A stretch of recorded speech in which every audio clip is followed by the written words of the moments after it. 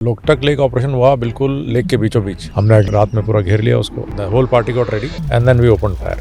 Gloves off situation sir आपने life में कितनी बारी देखी? टांगे उड़ गई, घायल हुए, बट खोया नहीं हमने किसी को। तो डूब के मरना है, गोली खा के मरना है। तो लड़के सोचते हैं कि हाँ आसान नहीं, तो गोली खा के मरना ही ठीक है। What about the battle of Haldi Ghati? Maharana Pratap was the only king who was resisting Akbar. इतिहास में लिखा है कि हार गए, बट एक्चुअल में हारे नहीं। They could not defeat Maharana Pratap comprehensively. Maharana Pratap survive. तो ये जीत किसकी हुई? Can you tell me who was leading Maharana Pratap forces? He was Hakim Khan Suri. Hindu there, Muslim there and vice versa. Hakim Khan Suri, Khilji. Mount noon. Why is it close to your heart and what happened there? It is a very touching thing to close to my heart because लड़कों ने जान की परवाह नहीं करी।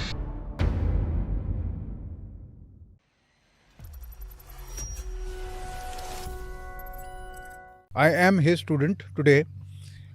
Sir मुझे कुछ operations के बारे में बताएंगे जो कि मेरी रिक्वेस्ट है। सर मुझे बता रहे हैं, I am taking it as a gift, जो सर जिसके बारे में सर ने आज तक कभी बात नहीं करी।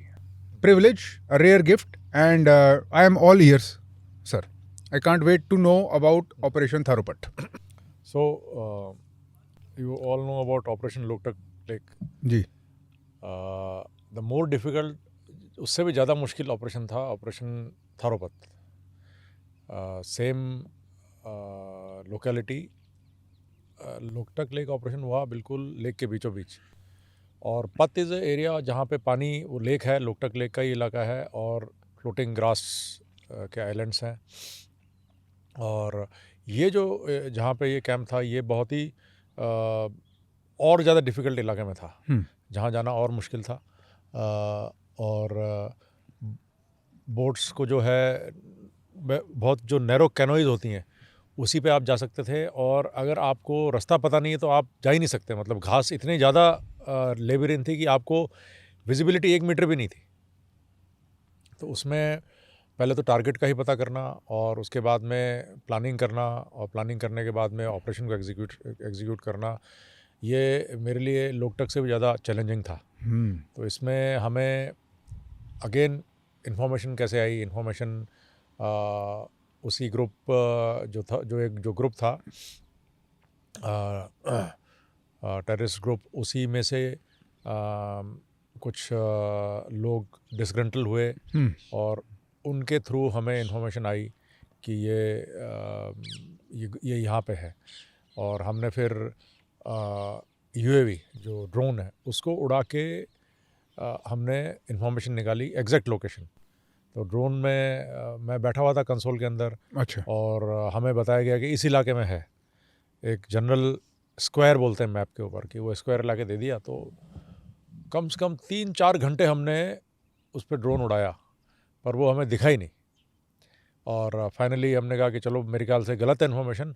तो ड्रोन वापस आ रहा है, तो कैमरा टिल्ट पे छोड़ दिया, और ड्रोन वापस आने लग गया जो ड्रोन बेस पे मैं बैठा था। तो सडनली मेरे को कुछ जंगल के अंदर वो टिल्ट कैमरा छूटा हुआ है, और मेरे को कुछ दिखाई दिया। मैंने कहा एक मिनट जरा यहाँ पे जरा कैमरा फोकस करना, ये क्या दिख रहा है? बिल्कुल डेंस घास है, जिसको कहते हैं फूम, फ्लोटिंग आइलैंड की घास। मैंने कहा एक मिनट जरा इधर वापस लेना एक बार। तो ड्रोन घुमाया गया और कैमरे को फोकस किया, तो पहले एक छोटी सी हट का ऊपर का हिस्सा दिखाई दिया। फिर और फोकस किया तो बिल्कुल वहाँ घास काटी हुई है, बिल्कुल आइलैंड है वो, और वहाँ पे बिल्कुल नीट कैंप नज़र आ गया। तो that was the camp which was not visible from anywhere, no one could see it. So now the camp was in sight. फिर अब वो वहाँ पहुँचा कैसे जाए, क्योंकि वो तो बहुत ही रिमोट और बहुत ही आप उसमें किसी तरीके से भी ज़मीन से तो ज़मीन थी ही नहीं, सारा फ्लोटिंग ग्रास थी, और पानी के चैनल्स बने हुए थे। तो फिर हमने वही बोट्स वगैरह लेके हमने वापस रात में निकले, ड्रोन उड़ाया ऊपर, और ड्रोन ने हमें गाइड किया कि अभी आप अपनी बोट को दाहिने घुमाओ, इस पानी के चैनल में डालो। अभी आप अपने बोट को बाएं घुमाओ, इस पानी के चैनल में डालो।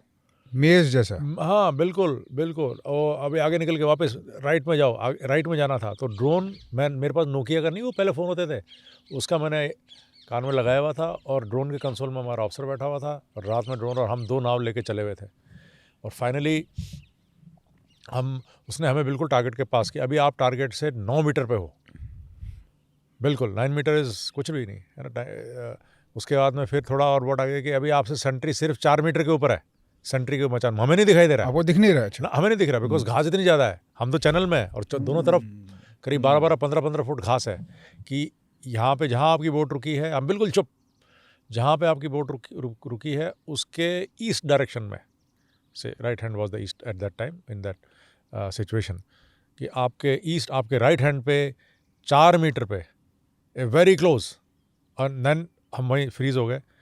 फिर देन वी हर्ड सेंट्री का खांसना और when he was making movement तो आवाज़ आती है, तो that movement was taking place and और मैं कुछ नहीं बोल रहा हूँ एंड देन इसे कि कैंप इज़ जस्ट सटा हुआ ही कैंप है और तो अब उससे आगे हम जा नहीं सकते। फिर हम धीरे धीरे बोट को वापस लेके आ गए। तो नाउ ये जो मैंने बात बताई ये हमें इसको इस तक पहुंचने में करीब 20 से 25 दिन लगे। अच्छा। इस रैकी तक पहुंचने में, उससे पहले इंफॉर्मेशन बिल्डअप, ये buildup, drone recce, physical recce, कहाँ से घुसेंगे, कहाँ से बोट डालेंगे, ट्रेनिंग और 20-25 दिन इस तक पहुंचने में। उसके बाद फिर 2 बोट सेलेक्ट करके 2 बोट हम लेके गए अंदर और आ गए वापस। अब मैंने कहा अब अगर 4 मीटर पे भी आपको टारगेट नहीं दिख रहा है तो how do you attack that target, that kind of target, attack कैसे करोगे? तो लड़कों ने कहा कि सर ऐसा करेंगे, बोट खड़ी करेंगे जैसे हमने लोकटक में खड़ी की थी, प्लेटफॉर्म लगाएंगे और फिर बस घास के थ्रू फायर करेंगे। मैंने कहा वेरी गुड। मैंने कहा एक बार ज़रा लगाओ कितना डिस्टेंस होगा, तो जहाँ हम बेस बनाएंगे और वहाँ से टारगेट का डिस्टेंस सर 10 मीटर ही है। 10 मीटर है तो घास से फायर करेंगे। मैंने कहा बढ़िया, तो ऐसा करो कि 10 मीटर डिस्टेंस पे घास भरो सैंड बैग में और लगाओ। 10 मीटर के में सैंड बैग में घास भर भर के और लगाओ, एक के बाद एक सैंड बैग, ऐसे करके बनाओ पूरा और आगे लगाओ 5-7 टारगेट। तो हमने एक रेंज पे ले जाके हमने सैंड बैग लगाए, घास भरी उसके अंदर जो फूम वाली घास होती है उसको भर के और उन सैंड बैग से आगे टारगेट लगा दिए। उसके बाद में सैंड बैग के इधर से मैंने कहा कि फायर करो अभी। तो हमारे पास में एक राइफल है तवोर, फायर करी तो सिंगल शॉट फायर किया, मतलब यहाँ सैंड बैग है, यहाँ से फायर किया तो सैंड बैग की लाइन लगी हुई है 10 मीटर तक सैंड बैग लगे। अच्छा। तो नॉट वन सैंड बैग, मतलब 10 मीटर तक सैंड बैग लगा रखे हैं। तो सपोज 10 सैंड बैग लगे हुए हैं या 15 सैंड बैग लगे हुए हैं, तो फायर करी और फिर जाके टारगेट चेक किया तो कोई गोली नहीं। हम ग्रास के थ्रू फायर करना चाह रहे थे। ग्रास के थ्रू, तो क्योंकि प्लान था ना कि घास के थ्रू फायर कर देंगे। उसके बाद में AK लेके आए, AK की भी गोली नहीं लग रही। देखा तो चौथे पाँचवें में गोलियां निकल रही हैं उनकी, वहीं अटकी हुई घास में अटकी हुई गोलियां। फिर PKMG लेके आए, PKMG फायर करी, उसकी भी गोली नहीं पहुंची। फिर लेके आए MMG medium machine gun. So medium machine gun की गोली जो है वो पेनिट्रेट हुई, तो ऐसा लगे तो एंड वो भी जहाँ मारी वहाँ नहीं, कहीं और मतलब पेनिट्रेट हुई, कहीं लगी वो टारगेट के साइड में। तो मैंने कहा ये देख लो भाई, घास के थ्रू हम फायर करना चाहते थे लेकिन आपके जो स्मॉल आर्म है तो बिल्कुल ही मतलब आप यू कैन नॉट फायर, आपके लगेगी नहीं, गोली नहीं लगेगी। फिर हमने कहा कि भाई क्या करें, रॉकेट लॉन्चर जो Carl Gustav rocket launcher 84mm होता है वो फिर आया प्ले में, तो उसका हैवी राउंड होता है। तो do you want to know who you really are? आप कुछ चीज़ों में एक्सेल क्यों करते हो, आप कुछ चीज़ों में एक्सेल क्यों नहीं कर पाते? These things are unlocked when you understand personality. Psychometric psychology बहुत एडवांस हो चुकी है, दुनिया का सबसे एडवांस, सबसे वेल रिसर्च पर्सनैलिटी टेस्ट है बिग 5। ये कैसे अफेक्ट करते हैं आपके करियर चॉइसेस को, आपके रिलेशनशिप्स को, आपके वेल्थ ओरिएंटेड डिसीजंस को, and everything for free. We have decided to distribute this. We have created the test. The tool is there. The link is in the description. Please go ahead, use it, spread the awareness, become more self-aware. Thank you and all the best. उसका फिर हमने दूसरी range पे ले जाकर trial किया तो that was penetrated, मतलब it's a solid powerful round, तो वो घास घूस क्रॉस कर देता है, इट जस्ट गोज या impact, fuse on impact, not on time, fuse on impact. हाँ, तो और उसकी चाल शुरू होती है 25 मीटर के बाद में। अच्छा। 25 मीटर से पहले आप लगाओ तो डड हो जाएगा। ओह हाँ, then it ignites and then हाँ, उसके बाद में 25 मीटर के बाद में वो चाल शुरू करता है, मतलब 25 मीटर से पहले कहीं टकराएगा तो वो डड हो जाएगा। गुड। उसके बाद में वो चाल शुरू करता है, तो उतना गैप लेके हमको मारना पड़ेगा। तो ये प्लान बनाया है कि भाई ये तो सक्सेस नहीं है, स्मॉल आर्म तो PKMG चलेगी, हैवी मशीन गन चलेगी और और रॉकेट लॉन्चर चलेगा, और स्मॉल आर्म तो कारगर नहीं है। तो पूरा प्लान ही चेंज हो गया, आपके स्मॉल आर्म कारगर ही नहीं है। तो फिर और फायर होना है बोट्स के ऊपर से, बोट्स के ऊपर प्लेटफॉर्म बनेंगे, प्लेटफॉर्म के ऊपर आप खड़े होगे फिर आप ये फायर होएगा। फिर ट्रेनिंग चलती रही। फाइनली फिर हम लोग गए और उसमें भी फॉग आ गया। फॉग में 1 मीटर भी विजिबिलिटी नहीं। तो पूरा का पूरा जो गाइडेंस जो हुई वो ड्रोन से हुई। ड्रोन में कंसोल में अफसर बैठे हुए थे। You are blind? Blind, absolutely blind, बिल्कुल ब्लाइंड, बिल्कुल ब्लाइंड, कोई दिख नहीं रहा था, कुछ भी नहीं दिख रहा था, नॉट इवन 1 मीटर। तो वो बस ऊपर जो बता रहे हैं कि दाहिने चलो बाएं चलो, ऐसे करते करते करते करते वो हमको टारगेट तक पहुंचा के, अब हमने जगह सेलेक्ट कर ली थी कि हमको इस चैनल में निकालना, यहाँ लाना। तो उन्होंने हमें वहाँ लगा दिया कि ओके आप पहुँच गए अभी, now you are just around 40 meters from the target. 40-45 meters आप टारगेट से हैं। मतलब टारगेट ये जितना ये देखो आपको दिख रहा है कंटेनर, वो कंटेनर तक बस इतने पे है, बट हमको दिख नहीं रहा टारगेट। और सो भी हम डिप्लॉय हो गए। बट अब थोड़ी फौज बड़ी थी, तो बोट की कट की थोड़ी बहुत आवाज़ें हुई, तो सेंट्रीज़ को पता लग गया। तो उधर यूवी से कि सर सेंट्री आपकी डायरेक्शन में आ रहे हैं, there are 2 sentries north of the target, now they have come south. हम लोग साउथ में लगे थे, and they are walking towards you. उस पर फ्लोटिंग ग्रास पे चलते हुए आ रहे हैं चैनल के अंदर। अभी वो आपसे 30 मीटर पे है, अभी वो आपसे 25 मीटर पे है, अब बिल्कुल नज़दीक आ गए, अभी 10 मीटर के बिल्कुल ही क्लोज पहुंच गए। बिल्कुल। तो देन तब तक हम डिप्लॉय हो गए थे। मैं कहा फायर, तो वी ओपन फायर, फायर, हाँ वी ओपन फायर, सारी फौज डिप्लॉय होगी, वी ओपन फायर, 2 सेंट्री, उसमें से एक गिरा, फिर उठ के भागा, ऐसे करके। एंड देन सडनली यूएवी से आने लगे कि आपके फायर तो बहुत ऊपर जा रहा है, क्योंकि रेंज हमें यूएवी ने बताई कि आप हो मैंने उसको बोला था 100 मीटर पे लगा देना, 100 मीटर पे लगा देना। तो फायर ऊपर जा रहा है, हमने रेंज लगा रखी थी 100 मीटर्स, 110 मीटर्स ऐसे लगाई हुई थी रेंज, कि सर टारगेट तो मतलब फायर बहुत ऊपर जा रहा है। तो फिर मैंने रेंज घटाई, रेंज घटा के, फिर जब रेंज घटा के लेके आए, तो जब हमने बिल्कुल रेंज कम कर दी, तब जाके हमारा टारगेट पे फायर हिट होने लगा। और वो देख रहे हैं यूवी से कि कोई कहीं भाग रहा है, कोई कहीं भाग रहा है। और फिर रॉकेट लॉन्चर के और MGL मल्टी ग्रेनेड लॉन्चर के इनके राउंड जाके फटने लगे जहाँ वो लोग भाग रहे थे। So there were many of them, and then morning when we entered the target, so we could see the target. हमको तभी दिखाई दिया कैंप जब हम उसके 1 मीटर पर पहुँचे। हमने गए, हमको 1 मीटर पे जाके दिखाई दिया कि ये रहा कैंप, एंड वहाँ बिल्कुल सब कुछ क्लियर करके ना। और फिर देन हमें वहाँ खून वून काफ़ी पड़ा हुआ दिखाई दिया, तो लगी लोगों के। एंड फिर बाद में हमें पता लगा कि उसमें 2 उनकी कैजुअल्टीज़ हुई, बाकी इंजर्ड हुए, पर वो कैंप तबाह हो गया। तो और बड़ा स्ट्रॉन्ग कैंप था, कई सालों से था वो, और सामान वामान हमें काफ़ी मिला वहाँ से, वो लेके हम लोग आए फिर। तो ऐसे करके सीरीज़ ऑपरेशन हुए लोकटक वाले इलाके में, हमने सारा लोकटक क्लीन कर दिया। तो उसके बाद में लाइफ नॉर्मल है वहाँ पे, मतलब अभी Loktak lake is a tourist place, otherwise आप जा नहीं सकते थे। हाँ, तो 21 पैरासा का कंट्रीब्यूशन है लोकटक लेक को टूरिस्ट प्लेस बनाने में। अभी सिचुएशन मणिपुर में जैसी है वैसी है, लेकिन lake is clean, lake is clean.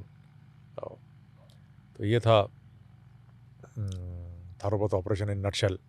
तो मतलब प्रिमिटिव बोट्स जो कि चप्पू से चली, और यूएवी, इसका फ्यूज़न था कि चाहे टेक्नोलॉजी कितनी भी आगे क्यों नहीं हो जाए, अल्टीमेटली जो क्या मैटर करता है, मैन ऑन ग्राउंड।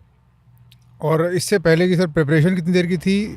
करीब 1 महीना, 25-30 दिन प्रिपरेशन चली, 1 महीना रिहर्सल चले, रैकी चली, यही ये फायरिंग करना, देखना क्या क्या ले जाएं, हथियार सामान सेलेक्ट कैसे करें। ऑल ऑफ अ सडन हमको पता लगा कि राइफल तो काम की नहीं है, क्या करोगे।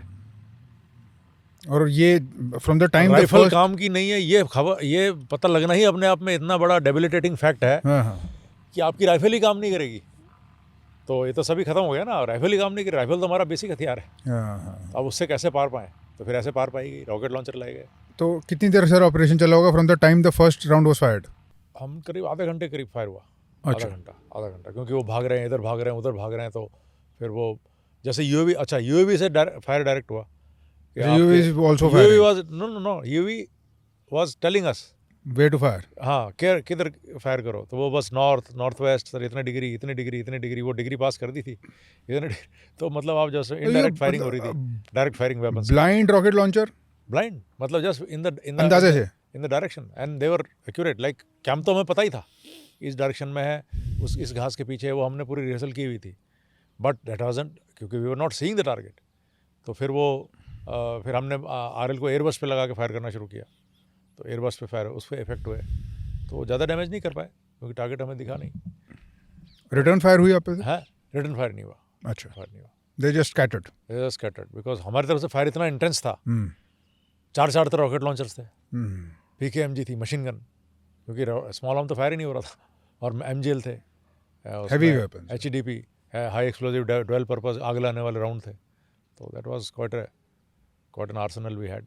In the village of Kheda Bansur, Rajasthan, is Adarsh Gaushala. It has become a powerful example of committed Gau service. This Gaushala, over the past 13 years, has taken care of more than 600 cows. It is run by Samiti Adhyaksh, 80-year-old Dr. Shraddha Chauhan, who is the mother of Brigadier SS Shekhawat. This Gaushala has focused on preserving and improving indigenous breeds. It has saved, rescued stray cattle from the roads, relocated them to safe shelters. It has prevented countless potential road accidents. It has saved the lives of both animals and humans, while also protecting farmers' crops. Both me and Brigadier Shekhawat are passionate about the cause and want to request you to donate some amount to help us with the cause. If you do that, we will appreciate it deeply. We have provided a link for you in the description. Please donate and contribute to this cause. क्या ये deliberate choice थी कि इनको अगर damage नहीं कर सकते, दिख नहीं रहे, तो साइकोलॉजिकली ओवरवेल्म कर दो?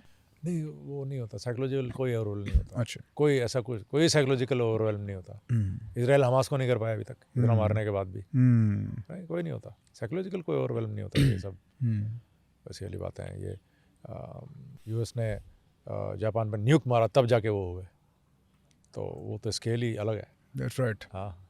फिर क्या आपको लगता है कि हम any time in the future nuclear war देखेंगे? नहीं. क्यों लगता है आपको सर? सबको पता है कि क्या रिपोकशंस हैं. तो कोई भी एक बार देख लिया, अब कोई नहीं करेगा. मुझे नहीं लगता है, अब मेरी पर्सनल ओपिनियन है, नहीं देखें. आपको कैसा लगता है वॉरफेयर कैसे इवॉल्व करेगा? यही जैसे अभी चल रहा है, ड्रोन्स, जो सिंधु, जैसे रशिया यूक्रेन पे चल रही है, कि वॉर चल रही है लेकिन there is no result on ground. आपको सर इजराइल की वॉर चल रही है, चल रही है, and it's going to be on only. आप तो चली जा रही है. कितने साल हो गए रशिया यूक्रेन वॉर के, कितने साल हो गए. सो ये तो कॉन्फ्लिक्ट ऐसे ही चलेगा. इजराइल वाला देख लो, इजराइल ऑलवेज स्ट्राइक्स, बट फिर भी होता ही है, स्ट्राइक होती है. बट इजराइल का रिजॉल्व देखो आप, उन्होंने तो कुछ शुरू नहीं किया था. ये लोग जाके काम कर रहे थे वहाँ पे, और फिर ये तो भीतर घात छुरी मारी, तो अब उसका रिपोकशन है. और उस रिपोकशन में जो जिनका कोई दोष नहीं वही पिस रहा है. रिपोकशन सीवियर है सर. सीवियर है. गाजा तो खत्म कर दिया. सीवियर है, सीवियर ही होगा. सीवियर बिकॉज जो एक्शन हुआ था वो बहुत सीवियर था. चलो एक है कि आपने सिर्फ मिलिट्री पे अटैक किया, जैसे हमारे यहाँ होता है कि आपने फौजी पोस्ट पे अटैक किया, आए, मारा, मर गए, ठीक है. उसका कोई रिपोकशन कहीं ऐसा नहीं हो रहा कि प्रोपोर्शनेट होगा उसका. हाँ, इंडियन आर्मी कहीं जाके अभी भी जो हुआ ऑपरेशन सिंदूर, हमने क्या स्ट्राइक किया? हमने इंस्टॉलेशन स्ट्राइक किया. हमने कोई सिविल पे थोड़ी मारा. पृथ्वी कहाँ गई? इंस्टॉलेशंस पे गई. जहाँ से टेरर आ रहा था वहाँ गई. तो सेम है, बट यहाँ पे काम दूसरा हुआ था. इन्होंने सिविलियंस मारे, रेप किए, ऑल दैट. तो उसका रिपोकशन अलग है. फिर तो कोई वो रूल्स रेगुलेशन रहे नहीं ना. ग्लव्स ऑफ हो गए. फिर तो ग्लव्स ऑफ सिचुएशन सर आपने लाइफ में कितनी बारी देखी खुद? नहीं, हमारे ऑपरेशंस तो बहुत कैलिब्रेटेड ऑपरेशंस होते हैं, और सारे बहुत ही इंट बेस्ड ऑपरेशन होते हैं.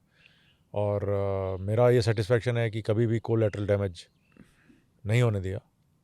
और मेरे साथ पहली बार इंसिडेंट हुआ जिसमें मैं हौज में कि मेरे 4 लड़के चले गए. अदरवाइज उससे पहले किसी भी हर एक ऑपरेशन में मैं अपने सारे नंबर वापस लेके आया. हाँ, मैंगल्ड हुए, गोलियां लगी, टांगें उड़ गई, ऐसे हुआ है, घायल हुए, बट खोया नहीं हमने किसी को, पहली बार खोए। तो ग्लव्स ऑल बहुत ही कैलिब्रेटेड, बहुत वेल प्लान, रिहर्स्ड ऑपरेशंस हुए, और कभी फुल हार्डीनेस नहीं। मतलब लोगों को लगा कि फुल हार्डीनेस है, लेकिन बहुत तैयारी करके गए थे। लोगों को लगा सुसाइडल है, जैसे लोकटा का ऑपरेशन के बारे में बोला गया था कि ये तो सुसाइडल है। आप तो किसी को उसमें क्या था कि हम लोग नावों पे खड़े हो रहे थे, प्लेटफॉर्म पे, प्लेटफॉर्म जैसे टेबल लगा दो, टेबल के ऊपर 5 आदमी खड़े होकर फायर कर रहे हैं, तो आप कवर है ही नहीं, बिल्कुल गोली आएगी तो सीधे लगेगी। अदरवाइज़ क्या होता है जनरली कि आप लड़ाई लड़ रहे हो तो पेड़ के पीछे कवर ले लिया, आपने दीवार के पीछे कवर ले लिया, आपने ग्राउंड में कवर ले लिया, आप ट्रेंच में कवर ले लिया। यहाँ तो ओपन में लड़ रहे थे हम, ओपन में आप मैंने बोला कि भाई प्लेटफॉर्म पे खड़े हो गए, टेबल पे खड़े हो गए, आप टेबल पे खड़ा होना पड़ेगा। नावों पे हमने प्लेटफॉर्म बना रखे थे घास से ऊपर आने के लिए, और आगे 70 फुट पानी, पीछे 70 फुट पानी, और लाइफ जैकेट पहनी हुई थी। अच्छा, बुलेट प्रूफ जैकेट और पटका भी हमने नहीं पहना था, क्योंकि हम जब बुलेट प्रूफ जैकेट प्रॉपर पहन रहे थे और पटका प्रॉपर पहन रहे थे तो हम डूब रहे थे, क्योंकि हथियार सामान इतना था। तो आपने बुलेट प्रूफ जैकेट भी नहीं पहन रखी है, पटका भी नहीं पहन रखा है, और आप असॉल्ट लाइन फॉर्मेशन पे टेबल पे खड़े कर दिए गए हो। आपके सामने कोई आड़ लेने की जगह नहीं है, ना आप आगे आड़ ले सकते, ना आप पीछे आड़ ले सकते, और आप गिरोगे तो पानी में गिरोगे। लाइफ जैकेट आपको डूबने नहीं देगी, तो जो फर्म प्लेटफॉर्म पे है वो तो आपको चुन चुन के मारेगा। तो ये बताया कि सर ये तो सुसाइडल है। मैंने कहा भाई ऑपरेशन तो होगा, और हमने इतनी रिहर्सल करी कि वो ऑपरेशन हुआ। लड़कों से मेरी बात हुई लड़कों से, तो मैंने कहा देखो भाई, हमारा सरप्राइज़ ही हमारा कवर है, और बुलेट प्रूफ जैकेट पटका में ये है कि अगर हम जैकेट पटका पहनेंगे तो डूबेंगे, तो डूब के मरना है, गोली खा के मरना है। डूब के मरोगे तो ऊपर हिसाब किताब होगा, ये तो सर डूब के मरा है, ऊपर नहीं। जब स्वर्ग के द्वार पे जाओगे तो वहाँ पे सब जगह बैठे हुए हैं लोग, जन्नत में, स्वर्ग में और हेवन में लोग बैठे हुए हैं कि कौन स्वर्ग में जाएगा, कौन हेल में जाएगा। होता है ना हिसाब किताब सबका। तो मैंने कहा देख लेना, वो हिसाब किताब करेगा, ये तो डूब गया है, इसको तेरे को नर्क में डालेंगे, गोली खा के जाओगे तो सब स्वर्ग में जाओगे। तो लड़के सोचते हैं कि हाँ आसानी, तो गोली खा के मरना ही ठीक है। तो किसी ने नहीं पहनी। तो और ऑपरेशन हुआ, फिर हुआ, और we prevailed, but it was very well rehearsed. मतलब हमने बहुत रिहर्सल की थी, बहुत तैयारी की थी उसकी, और as luck would have it textbook precision से गया वो ऑपरेशन। कोई कोलैटरल डैमेज नहीं, ओवर इन कोई 9 minutes 4 मिनट्स में फायर खत्म हुआ, 4 minutes और उसके बाद में मॉप अप में टाइम लगा, but not a scratch to my boys, not a scratch to any civilian. वहाँ बहुत सारे सिविलियंस हट थी, फिशरमैन रह रहे थे, किसी को कुछ नहीं हुआ। तो वो सब रिहर्सल का, ट्रेनिंग का, तैयारी का, प्रिसीजन का, फायर की एक्यूरेसी का कमाल था। सर मैं आता हूँ ऑपरेशन नामपाओ पे, हाँ जो एक और आपकी तरफ से गिफ्ट ही है, हाँ क्योंकि मुझे सुनने को मिल रहा है यहाँ फर्स्ट हैंड। हाँ। आई एम ऑल ईयर सर। तो ये मणिपुर में क्या है कि वहाँ पे जो कैंप्स हैं वो एकदम म्यांमार इंडिया के बॉर्डर पे हैं, टेररिस्ट कैंप। अभी जैसे खबर आती है कि स्ट्राइक हुई है म्यांमार में, म्यांमार से खबर आती रहती है ना कि स्ट्राइक हुई है, टेररिस्ट कैंप हैं, तो ये बिल्कुल बॉर्डर के ऊपर था कैंप। तो हम लोगों ने इसका, हमको इन्फॉर्मेशन थी जी, एक ग्रुप था, नाम नहीं लूँगा मैं, तो उनसे हमको इन्फॉर्मेशन आई कि हमें मालूम है कहाँ है, क्योंकि उन लोगों का गांव था ये, तो उस गांव को खाली करा दिया गया था, और एक पर्टिकुलर ग्रुप ने वहाँ पे कैंप बना रखा था। तो और वो बहुत दूर था, करीब उसका डिस्टेंस था one way around 35-40 kilometres one way, और हमें चल के जाना था पूरा वो। और उस रास्ते, आप रास्ते पे नहीं चल सकते क्योंकि रास्तों पे आईडीज़ लगी हुई थी, अच्छा, एक्सप्लोजिव डिवाइसेस।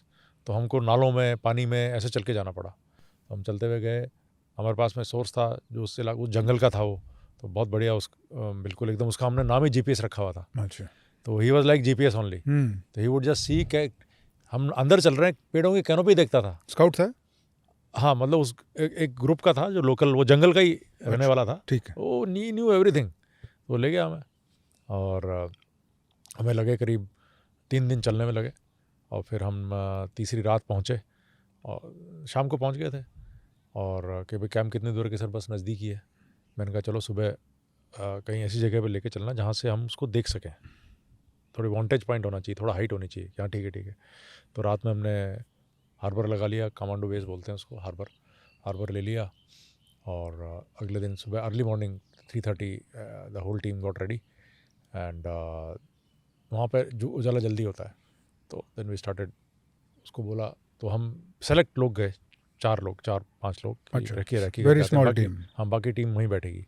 अच्छा. तो जब हम चलना शुरू हुए तो सडनली वो जो म्यांमारीज थे वो अंदर आके लकड़ी काट रहे थे. तो पहले नाले में छुप गए, उनको निकलने दिया पूरे. उसके जब वो निकले फिर हम वापस चलना शुरू हुए और एक रास्ते पे लेके जा रहा है. तो मैंने कहा तू कहाँ लेके जा रहा है? कि सर बस आ गया. मैं कहा क्या आगे? मैं सर वो देख रहे हो आप वो? मैंने कहा हाँ देख रहा हूँ कि वो तो गाँव है. कि सर बस यहीं है. अरे मैंने कहा गाँव तो सीधे लेके जा रहा है कैम्प में. Then we retract. I said take me to a height from where I can see. ये तो मरवाएगा तो अभी शुरू हो जाएगी फायर फाइट. तो फिर वो हमें वापस लेके गया. फिर हम एक पहाड़ चढ़े, थोड़ी सी हाइट तो नहीं थी मतलब, बट फिर एक एक एक थोड़ा सा अंडुलेटिंग ग्राउंड एंड थोड़ी सी हाइट थी, माउंट टाइप था. उस पर चढ़े. टारगेट हमें दिखा नहीं. एक हट का थोड़ा सा ऊपर का ऐसे दिखाई दे रहा था. फिर मेरे लड़के अच्छे क्लाइंबर्स हैं, ट्री क्लाइंबर्स. तो मैंने बोला लड़के को, मैंने कहा चढ़ो भी पेड़ पे. तो पेड़ पे चढ़ा, उसको पूरा कैंप दिख गया कि साहब दिख रहा है और अभी तो 7-8 लोग हैं. फिर हम दिन भर वहीं रहे और वो ऊपर से हमें रिले करता रहा और ऊपर से बैठ के वो बताता रहता. हम नीचे बैठ के स्केच बनाते रहे, कौन सी हट कहाँ है ऐसे करके. और हमें पूरा रूटीन पता लग गया. तो दिन भर में उसने 15 आदमी देखे. ये एक दिन की रखी है? एक दिन रात में लाके लग गया. अगले दिन पूरे दिन हम रैकी करे तो 15 आदमी का हमको कलेक्शन के 15 आदमी हैं यहाँ पे. और पूरा हमने टारगेट का लेआउट बना लिया. फिर जैसे शाम हुई हम वापस अपने हार्बर पे आ गए और वहाँ पे फिर पूरा प्लान रिहैश हुआ. ये this was the confirmatory recce and surveillance जो हमने किया, जैसे हम नहीं डिस्कस कर रहे थे. वापस आ गए और हमने उसको फिर दोबारा थोड़ा सा रिहैश हुआ कि कौन कहाँ जाएगा, कैसे कैसे होगा.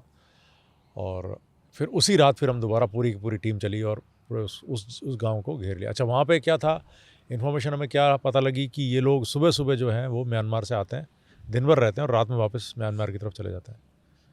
इस तरीके से होता है. तो दिन में हमने रात में पूरा घेर लिया उसको. अगले दिन सुबह वो लोग आने शुरू हुए. करीब मैं घेर के हम लोग अपनी अपनी जगह पे जाके बैठ गए. और मैंने अपनी टीम लगाई जिसमें मशीन गन्स और रॉकेट लॉन्चर्स, MGLs, एक असॉल्ट पार्टी वो अलग बैठी हुई है, स्काउट्स अलग बैठे हुए हैं, स्टॉप्स अलग बैठे हुए हैं. तो ऐसे छोटे छोटे ग्रुप्स में हम लोग बैठे हुए थे. मेरे पास मेजर पार्टी थी, मेजर फायर पावर. तो मैं पार्टी वार्टी लगा के और उसके बाद में मैंने कहा अभी आई एम डोजिंग ऑफ. रात है और जब वो शुरू होगा तब शुरू होगा. तो सुबह करीब 4 o'clock, because early day break is very early. तो मैं buddy was a sniper, he shook me off. सब बंदे. तो I saw with the AK-47 people moving around 50 meters from me. They are going in. And I'm going to let them go. Then I went off to sleep again. फिर then सब more, तो 4 more people. मैंने let them go. ऊपर वो बैठा हुआ है, ऊपर सर्विलेंस कर रहा है. He's saying कि सब अभी इतने आ गए. मैंने कहा let them concentrate. तो then finally अच्छा then he saw कि साहब there is a sentry also sitting. तो I saw कि वो तो उसका कुछ दिखाई नहीं दे रहा है. मैंने कहा ये गोली चलाओगे कुछ होगा नहीं इसको. तो then I went off to sleep again. And finally at around 6 o'clock he shook me. Then I saw someone coming. And he started talking with sentry. With sentry. Okay. I said, okay, now take him on. The whole party got ready. And then we opened fire. Oh, he dropped, one ran, commotion happened. And then all hell broke loose. Then we fired HEDP, we fired rocket launcher. और पूरे all those उनकी जो huts वगैरह में सब में आग लग गई. And then there was a party sitting. So the party commander, I told him that, okay, enough of fire, now you move in. So the moment he left his cover and entered the village, he came under heavy fire. Then he had to go back. Sir, बहुत ज़्यादा fire है. And then we started again. Again I raised the huts down, सब पे आग लगा दी. And then again, second time I told, okay, now move in. So again he moved, again he came under heavy fire. So then there was another officer who was sitting with just 6 boys. I said, you move. Because now they are either facing me or they are either facing him. The officer number 1, I would not name. So the officer number 2, he then moved with his 6 boys. He moved in. So he found, what I assist. And he then opened fire. And we dropped 5 and injure हुए बाकी लोग, then they escaped. It was a group of 15 and we couldn't get anyone know that because distance was so much and there was no means, no helicopter, nothing that we could carry, so we just carried the weapons and we left them there stacked and neatly, their group, because they had run away and not that ki whole group इसमें was कोई close quarter combat नहीं, distance no close quarter combat. They fired, matlab fire was happening between us 30 meters, 20 meters, अच्छा, 10-15 meters, that like is like that. nothing. And when the 6 boys moved in, they fired from very close, 10 meters, 10 meters, yeah, 10 meters. So it was very successful. Again, no scratch, nothing, and we came out again. We had to walk 3 days. So it was 6-7 days operation. Same way you came, No, different way. Different route. So that the lesson I learned Yes. long back changed. So this was again very good, successful operation. A lesson was that whatever you plan, unless you see the target on ground, whatever planning you have done, actually it holds, very little good. But once you see the target on ground, then everything changes. But you should be so trained, the mind should be so trained to adapt to the change situation and work उस हिसाब से अपने आप को तुरंत change करके और नए मेथड अडॉप्ट करने की काबिलियत होनी चाहिए, और काबिलियत तभी आती है जब आप उतनी ट्रेनिंग करो. तो वो लेसन हमें मिला. तो very very good operation. So, the officer who moved in, he got Kirti Chakra. oh, Yes. The 6 boys, they did fantastic job. they were the ones in the closest combat. The closest combat, yes. And how long was the gunfight, sir? They finished very quickly. They just moved in and in half an hour, अच्छा. they finished. Because these people were not expecting कि इधर से आएंगे. Not at all. The moment they came and they attacked and they attacked on the run. On the move, they attacked. It was, they were moving open. And they just came and they just attacked, and these boys got surprised कि अरे ये पीछे से कहाँ से आए. They were not expecting that, and immediately they just ran. They had no option but to run. उनको लगा कि फौज पीछे से आगे घेर लिया हमको, like that. Outflanked. Outflanked. This is Operation Nampao. Operation number. But every operation has got lot of training, lot of. पर इसके लिए तो सर it seems because तीन दिन पैदल चल के आप गए थे. I don't know क्या रिहर्सल हो पाया होगा इसका. पैदल चलने का नहीं, वो तो रोज ही पीटी करता है. उस कैंप का रिहर्सल जो आप करते थे normally in other operations, were you able to do all this for here? हाँ, रिहर्सल वगैरह सब. तो यू न्यू द लेआउट? हाँ, एक जनरल लेआउट पता था हमें. जनरल लेआउट पता था. ऑपरेशंस में हमने ऐसे भी रिहर्सल्स किए हैं कि हमें पता लगा कि इस तरीके से है, इसमें इतने लोग रहते हैं और यहाँ खाना बनाते हैं, यहाँ पे वो गैस के सिलेंडर्स रखे हुए हैं और अब आपको घेर के फायर करना है. तो अब हमें ये था कि साला वो गैस के सिलेंडर में गोली लगेगी तो फटेगा, तो how close can we go. वो गैस का सिलेंडर फटेगा, तो हमने वही कैंप क्रिएट किया, गैस के सिलेंडर रखे और फिर फायर किया गैस के सिलेंडर में. कोई नहीं होता कि वो हीरो हो जाता है और ऐसे एक गोली मारता है और गैस का सिलेंडर फट जाता है. कुछ नहीं फटता. कोई फटता नहीं है. ये PKMG के राउंड, इंसेंडरी राउंड, कोई नहीं फटा. अच्छा. करके गैस निकल गई, कुछ नहीं हुआ. Oh, it does not explode. It did not. अच्छा, इंटरेस्टिंग. फटा के बता दो मुझे. मशीन गन फायर PKMG, वो बस गैस निकल गई उसमें से, कुछ फायर, कुछ नहीं फटा. नहीं होता ना कि वो गैस का सिलेंडर फाड़ दिया और गाड़ी गुड़ी भी हवा में उछल जाती है मूवीज में, तो घर तो पूरा ही नीचे आ जाता है. मेरा तो नहीं हुआ भाई. और आपने तो गोलियां चलाई इसमें? गोलियां, और वो भी ये नहीं कि इसका PKMG का और HMG का और MMG का इंसेंडरी राउंड होता है. इंसेंडरी जिसमें आग लगती है. उससे भी नहीं हुआ. मैंने कहा साला ये क्या चक्कर है भाई, कुछ नहीं हो रहा है. दैट नीड्स एक्चुअल स्पार्क, मतलब एक्चुअल फायर चाहिए, तब जाके फटेगा. और closed space, very close space. हाँ, लीक होता तो फिर तो डिसिपेट हो जाता. हाँ, लीक होके गैस इकट्ठी हो रखी है और आपने आग डाल दी, तब वो फटेगा. राइट. एकदम से गैस निकलने लगी तो कुछ नहीं फटेगा. the gas has to be there in large quantity to catch fire. Sir, lesson number 3. Uh-huh. Mount Noon. Why is it close to your heart and what happened there?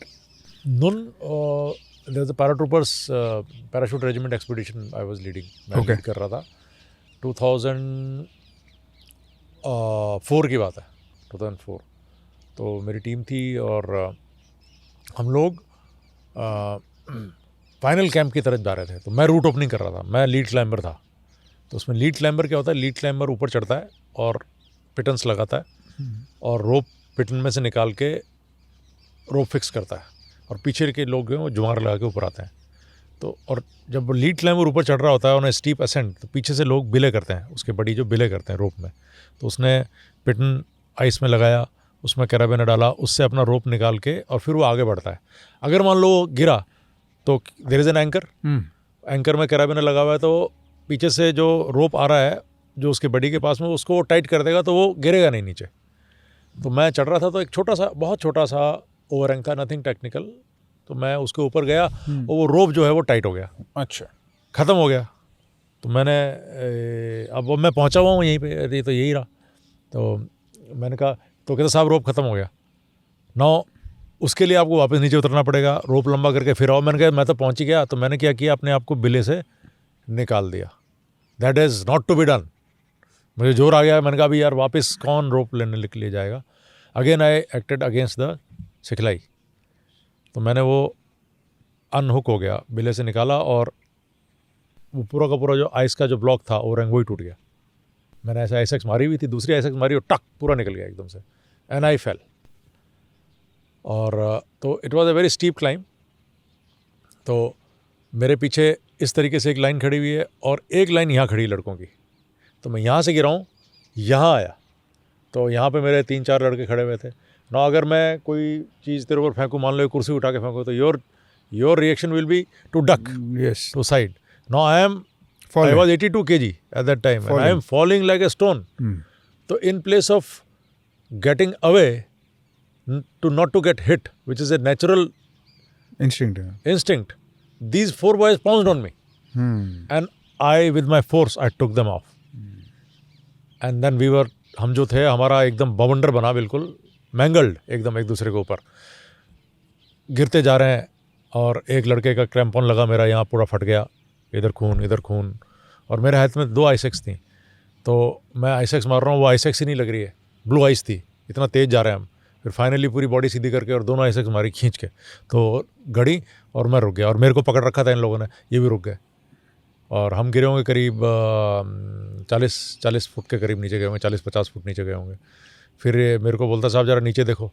तो जब नीचे देखा तो उस जगह जहाँ हमने अरेस्ट किया अपने फॉल को, उससे 15 फुट आगे 1000 फुट वर्टिकल फॉल था. Oh, that would have vertical been fall. no escape there. No escape. बस मतलब it was the end. It would have been the end, you know, the end. So it is a very touching thing to close to my heart, because लड़कों ने जान की परवाह नहीं करी. एक सेकंड के लिए नहीं सोचा कि अरे मतलब ये हमको ले जाएगा. जबकि वो माउंटेनियर है, उनको मालूम है क्या होने वाला है. उनको मालूम है, वो कोई अनट्रेंड आदमी नहीं है. सीजन माउंटेनियर, सीजन तगड़े लड़के. 4 of them. 4 of them. उनमें से तो एक तो मेरा बड़ी ही अभी वो सूबेदार मेजर ऑनरेरी कैप्टन बन के रिटायर हुआ है, कमान सिंह. और 3 लड़के और थे. तो फौज ऐसी है, मतलब आपका जो इस तरीके का जो जिसे कहते हैं स्वामी भक्ति, जिसे कहते हैं इस तरीके की वफादारी, वो कहीं और नहीं है. जान कौन लड़ाएगा अपने बड़ी. और कोई हमारा वैसा क्या, हमारा वही है कि हम एक रेजिमेंट के, हम एक साथ ट्रेनिंग किए हैं. तो वो थिकर देन ब्लड हो जाता है वो. तो ऐसा और कहीं आपको देखने को नहीं मिलेगा इस तरीके का. अभी जैसे मैं यहाँ पे हूँ, मैं आ गया फौज, मैंने तो प्रीमेच्योर रिटायरमेंट लिया. मेरा जो बड़ी यूनिट में Pramod Shinde, he was my buddy. तो मैंने बोला तू आ जा, अभी जैसे रिटायर होगा मेरे पास आ जाना. वो यहाँ है. अब उसको घर वाले बोल रहे हैं कि तू अभी इतने दिन सर्विस किया और तू अब हमें अब तो घर पे आ जा भाई. तो कहते नहीं, साहब ने बोला. तो यहाँ मेरे साथ है. और रोज़ मेरे को सुनाता है कि मेरे को घर पे ऐसे बोल रहे हैं। बट वो है मेरे साथ में, है तो है। अब ऐसा है, ऐसे ही बहुत सारे जो ऑर्गेनाइजेशन है जिसमें अभी आर्मी वाले काम कर रहे हैं, उनके साथ में जो लड़के थे, जवान थे, साथ में है वो। इतना बॉन्ड है कि अभी भी साथ में है। तो ये तो बियॉन्ड, मतलब beyond service, beyond it can not be described. इसको हम शब्दों में बयान नहीं कर सकते कि ये जो प्रगाढ़ जो संबंध हैं वो किस तरीके से होते हैं। ये आर्मी में ही हो सकता है और कहीं नहीं हो सकते, किसी और ऑर्गेनाइजेशन में नहीं हो सकता ऐसा, सिर्फ फौज में और फाइटिंग यूनिट्स। मैं कहूँगा फाइटिंग यूनिट्स में होता है। क्योंकि आपने साथ में डेथ हमने ट्रेनिंग साथ में करी है, हम लड़े साथ में, हमने पसीना साथ बहाया, हमने खून साथ बहाया, और यूनिट एक तरीके से एक गांव की तरह हो जाती है, एक समाज की तरह हो जाती है। तो जो बॉन्डिंग होती है वो बहुत ज़्यादा स्ट्रांग होती है। हमने सर 3 बैटल्स तो नहीं, 2 बैटल्स और एक एक्सपेडिशन एक्सीडेंट के बारे में सुना। But again returning back to student mode, आप बहुत किताबें पढ़ते हैं and you have keen interest in history and you find the Battle of Stalingrad to be very interesting, fascinating. Why? Please educate me. Battle of Stalingrad बहुत ही epic battle हुई है, और वो उस बैटल ने टाइड टर्न किया था world war 2 का। 1942 समर्स में जर्मन्स ने अटैक किया रशिया पे, and then German juggernaut reach till Stalingrad पे पहुँचे ये लोग। और वहाँ पे ये पहुँची जनरल पॉलोस की 6th आर्मी, जनरल पॉलोस था उसकी 6th army, tiger tanks, panther tanks, leopard नहीं, panther, and German army was unstoppable and they reached Stalingrad. And Stalingrad में जो रशियन रेजिस्टेंस जो शुरू हुआ, जो जर्मन्स ने सोचा कि रशियंस तो कैपिचुलेट हो जाएंगे, बट जब स्टालिनग्राड वो जगह थी जहाँ पे इन्होंने जर्मन्स के साथ में उनको रोका, और वहाँ पे काउंटर ऑफेंसिव शुरू हुआ जिसने कि वर्ल्ड वॉर 2 का टाइड टर्न किया।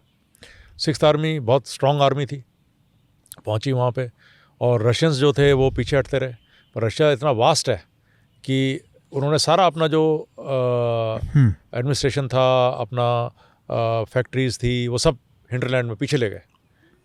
और जब इन्होंने सोचा स्टालिनग्राड में पहुंच गई जर्मन आर्मी और कब्ज़ा कर लिया स्टालिनग्राड पे, पर रशियंस जो है वो पॉकेट्स में थे, और फिर उसके बाद उन्होंने काउंटर ऑफेंसिव शुरू किया। 25 लाख की फ़ौज रशियन आर्मी वो इकट्ठी की गई, और 25 लाख की फ़ौज से काउंटर ऑफेंसिव शुरू हुआ, जिसमें कहते हैं एक्यूरेटली, मेरे को हो सकता है मैं थोड़ा गलत हो जाऊं, 6,000 tanks, 7,000 aircrafts, and around that much of artillery and 25 lakh soldiers. That was the counter offensive Russian front, sorry Stalingrad front. और स्टालिनग्राड को पूरा तहस नहस हो गया था स्टालिनग्राड, और इसमें हाउस टू हाउस लड़ाई हुई, और कहते हैं मेरे ख्याल 2 million people died, 2 million total. Russian की जो कैजुअलिटी वर्ल्ड वॉर 2 में हुई है वो 3.5 करोड़ है। इतनी ज़्यादा कैजुअलिटीज़ हुई कि आज भी वहाँ मेल फीमेल रेशो जो स्क्यूड है, मेल्स की इतनी ज़्यादा कैजुअलिटीज़ हुई कि आज भी male female ratio in the favour of females skewed है। 20 लाख तो स्टालिनग्राड में मरे लोग। और यहाँ से जो है टाइड टर्न हुआ, और फाइनली जब काउंटर ऑफेंसिव शुरू हुआ रशियन आर्मी का, जो रेड आर्मी थी उसकी टोटल नफरी है वो 60 लाख हुई। इंडियन आर्मी आज कहते हैं 11 लाख की आर्मी है, 6 times the Indian army. The forces were mustard, and general Georgy Konstantinov, field marshal Konstantinovich Zhukov was the overall commander, and then there were many generals and many tank armies, many generals, and so Stalingrad and whole after the battle was over at 44 beginning में पूरे का पूरा जो Stalingrad it fell, and general Paulus की 6th army जो थी उसने surrender किया, लाखों आदमियों ने सरेंडर किया, general Paulose himself surrendered. वेरेज Hitler ने ऑर्डर दिए थे fight last man last round, लेकिन हालत इतनी ख़राब थी कि ना उनके पास में खाने के लिए कुछ सामान था, ना पहनने के लिए कपड़े थे. Germans were frostbitten, they were hungry, their weapons, though they put up a very brave fight, but ultimately they just got exhausted and they were cut off from rest of Germany. That was the brilliant plan by Red Army at that time. They surrounded Stalingrad and cut off Germans in that Stalingrad city, and thereafter pulverized them and left no option but to surrender. And Paulus with his lakhs of people, soldiers, surrendered. And then the counteroffensive continued till they reached Berlin. You see Battle of Berlin, brutal battles. Stalingrad was the most brutal battle of World War. Most brutal battle. जिसमें both sides lost lot of soldiers, lot of arms, ammunition, material, everything got just wasted. It was such an epic battle. अभी भी वहाँ पे Stalingrad में कहते हैं I want to go to Stalingrad and see that museum which they have created, how the battle was fought. So basically it is that how you absorb the shock, exhaust the enemy, and thereafter counter-strike, while you maintain your own strength. Don't let so that's what Russians did. Germans were technologically superior. Germans were the masters of the maneuver warfare, but maneuver warfare was stopped in Stalingrad and it became a static warfare, and they lost. Till the time they were maneuvering, they were winning. And the moment Russians realized that, okay, they are maneuvering, and in Stalingrad, the maneuver stopped. And Russians maneuvered then. They adopted the same tactics, maneuver warfare. Yeah, they surrounded Stalingrad and they cut off the maneuver of German army. They did not allow German army to do anything in Stalingrad. Forces came. I'm forgetting the general's name. So there were plans that tank armies and panzer divisions will march to Stalingrad and link up. वो link up ही नहीं होने दिया. Divisions were sent by Hitler that okay, now link up, break the Stalingrad cauldron and link up with Stalingrad, Paulus. But the Soviet Red Army did not allow that. Those divisions which came, they were also decimated. It's a must read for any student of military history. Very interesting anecdotes.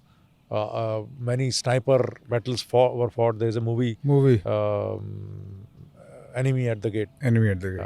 And this Vasily Zaitsev was actually a sniper. Yeah. Vasily Zaitsev, and there are many legendary snipers which surfaced at that time, both sides. But Soviet snipers became quite legendary, with 500 kills, 600 kills, like that. One man. Yeah, that kind of battle I don't think will ever happen. What about the Battle of Haldighati? The date was 18 June 1576. So Maharana Pratap was the only king who was resisting Akbar. And Akbar had struck alliance with all other kings, and many kings were working in Akbar's army, most notably Raja Man Singh. So the peculiarity of Haldighati is that the commander of Akbar's forces was Raja Man Singh. And under him around 12,000 strong cavalry, 3,000, 4,000 cavalry, infantry and musketeers, archers, artillery, cannons and all, everything moved. And Maharana Pratap had around 4,000, approximately 4,000 cavalry, mostly cavalry and archers from Bhil clan. So Haldighati is a narrow valley. So anyone who has to enter Mewar has to enter through that place, that narrow valley called Haldighati. So that is where he decided to take a stand. So these 4,000 men, they moved. Now the peculiarity of this battle is that who was leading Akbar's forces? Raja Man Singh. Now can you tell me who was leading Maharana Pratap's forces? He was Hakim Khan Suri. A Hindu there, Muslim there, and vice versa. Hakim Khan Suri, Giljai Pakhtun. was leading, was the in forefront. Harawal बोलते हैं. Along with the Rajputs, Chundawats and Pakhtuns, they were in Harawal. And from Akbar's forces, who was in Harawal? Harawal is the front guard, is Kachawas of Raja Man Singh, Rajputs. So that was the peculiarity. And so 18 June morning, both the forces came in front of each other, and the battle started. So Hakim Khan Suri and generally in Maharana Pratap's forces, Chundawat Rajputs, they used to be in the front. So they attacked. Cavalry attack was so ferocious that Mughal ranks folded, and Maharana Pratap himself came into fray, and he attacked Raja Man Singh, who was on elephant, but his lance got, I think he threw the lance. His horse Chetak, he mounted the head of the elephant, और जब वो भाला मारा तो वो महावत को लगा, and मान Singh survived. Some people say कि मान सिंह नहीं थे, शहजादा सलीम था, तो सलीम हौदे के नीचे छुप गया और महावत मर गया, तो ये थोड़ा सा डाउट रहता है. और उसी वक्त महाराणा प्रताप जो है सराउंड हो गए. बाकी तब तक ये उज्बेक्स और कज़ाक्स और ताजिक्स ये अकबर की फ़ौज में थे, इन लोगों ने घेर लिया, लड़ाई हुई वहाँ पे. तो वहाँ पे देर वाज महाराणा प्रताप के एक सामंत थे मन्ना मान सिंह झाला.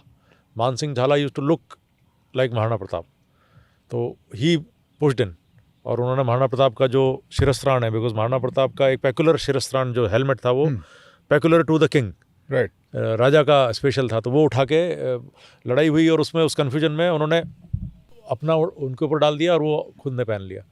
तो जो आर्चर्स थे और जो थे वो उनके पीछे पड़ गए कि महाराणा प्रताप यही है, एंड देन वो लड़ते हुए मारे गए मान सिंह झाला, और महाराणा प्रताप घायल अवस्था में वहाँ से निकाल लिए गए. जो कैवलरी मैन थे, राजपूत कैवलरी मैन, उन्होंने उनको निकाल लिया. और फिर चेतक की जो डैश, उनका जो घोड़ा था चेतक, वो उस पर उनको निकाल के ले गए, और एक रिवर है वहाँ पे, नाम भूल रहा हूँ मैं, उसको क्रॉस करने में Chetak died, and Maharana Pratap but survived. और उस बैटल के अंदर करीब 5,500 आदमी मरा, 5,500 आदमी मारा गया, और नो किंग वॉज कैप्चर्ड, और इट वॉज ए चेकमेट. इतिहास में लिखा है कि हार गए, बट एक्चुअल में हारे नहीं. मुगल आर्मी का एडवांस रुक गया, और बिकॉज कैजुअलिटी इतनी ज़्यादा हुई कि उनको वापस लौटना पड़ा, क्योंकि वो हल्दी उस वैली में सराउंड हो गए चारों तरफ से, और आर्चर्स ने काफ़ी नुकसान किया, और कैवलरी जो चार्ज हुए उसमें काफ़ी नुकसान हुआ. तो despite large number they could not defeat Maharana Pratap comprehensively. Maharana Pratap survived for another day, and rest of the Rajput army, Maharana Pratap's army retreated in order, और Mughal army could not advance. तो ये जीत किसकी हुई? जो task करने आए थे कि महाराणा प्रताप को ख़त्म करेंगे, कैप्चर करेंगे, वो तो हुआ नहीं. आप एडवांस भी नहीं कर पाए, और आपको वापस हटना पड़ा, पीछे हटना पड़ा. और उसके बाद में महाराणा प्रताप ने अपना ही रिगेन स्ट्रेंथ, और फिर हुई बैटल ऑफ दिवेर. उसमें कॉम्प्रिहेंसिवली मुगल्स को डिफीट किया, और जितना पूरा मेवाड़ का इलाका है महाराणा प्रताप ने छुड़ा लिया, एक्सेप्ट फॉर चित्तौड़गढ़. तो he was an independent king, और वी से कि अकबर महान emperor and all, but Maharana Pratap never lost his independence, and the fight continued thereafter. एक इंसिडेंट आता है बड़ा इंटरेस्टिंग है. अब्दुल रहीम खान खाना का नाम सुना है? नहीं. रस खान, रहीम के दोहे. अब्दुल रहीम खाना, रहीम के दोहे. तो रहीम जो थे वो बहुत पढ़े लिखे आदमी थे. अब्दुल रहीम खान खाना बैरम खान के बेटे थे. बैरम खान अकबर का kind of father. Attendant lords थे अकबर से पहले. जो अटेंडेंट लॉर्ड्स थे, they were taking care of things until Akbar. Bairam Khan जो था, बैरम खान अकबर का कैन से फोस्टर फादर, क्या कहते हैं उसको, अकबर का मतलब अकबर को बैरम खान ने पाला. समझ गया. अकबर को राजा जो है वो बैरम खान ने बनाया. बैरम खान के बेटे थे अब्दुल रहीम खान खाना. ठीक. तो वो भी फिर अकबर की फ़ौज के अंदर सेनापति बने.